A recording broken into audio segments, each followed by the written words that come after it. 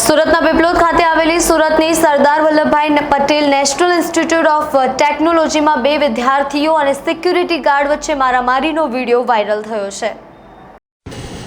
સુરતની પ્રતિષ્ઠિત Sardar Vallabhbhai national institute of technology SVNITમાં બે વિદ્યાર્થીઓની લડાઈમાં એક વિદ્યાર્થીને સિક્યુરિટી ગાર્ડ અને ફેકલ્ટી દ્વારા માર મરાતો હોવાની ઘટના સામે આવી છે, જેના વિડીયો પણ સોશિયલ મીડિયામાં વાયરલ થયો છે। વિડીયો વાયરલ થતાં SVNIT દ્વારા તપાસ કમિટીની રચના કરવામાં આવી છે, જે 2 દિવસ બાદ રિપોર્ટ અપાશે, ત્યારબાદ કાર્યવાહી થશે। વિનર્મ દક્ષિણ ગુજરાત યુનિવર્સિટીમાં ગણેશોત્સવ અને ડ્રગ્સના સેવનને લઈને વિવાદ સર્જાયો છે। બીજી બાજુ સુરત શહેરના વધુ એક શૈક્ષણિક સંસ્થામાં બે વિદ્યાર્થીઓની લડાઈમાં સિક્યુરિટી ગાર્ડ અને ફેકલ્ટી દ્વારા એક વિદ્યાર્થીને માર મારતો હોવાનું ઘટના સામે આવી છે। SVNIT પરિસરની અંદર આવેલા હોસ્ટેલમાં એક વિદ્યાર્થીને ફેકલ્ટી અને સિક્યુરિટી ગાર્ડ દ્વારા માર મરાતો હોવાની ઘટના પ્રકાશમાં આવી છે। હોસ્ટેલમાં બે વિદ્યાર્થીઓ વચ્ચે લેપટોપને લઈને માથાકૂટ થઈ હતી। અગાઉ પણ આ મુદ્દે બંને વચ્ચે લડાઈ થઈ હતી।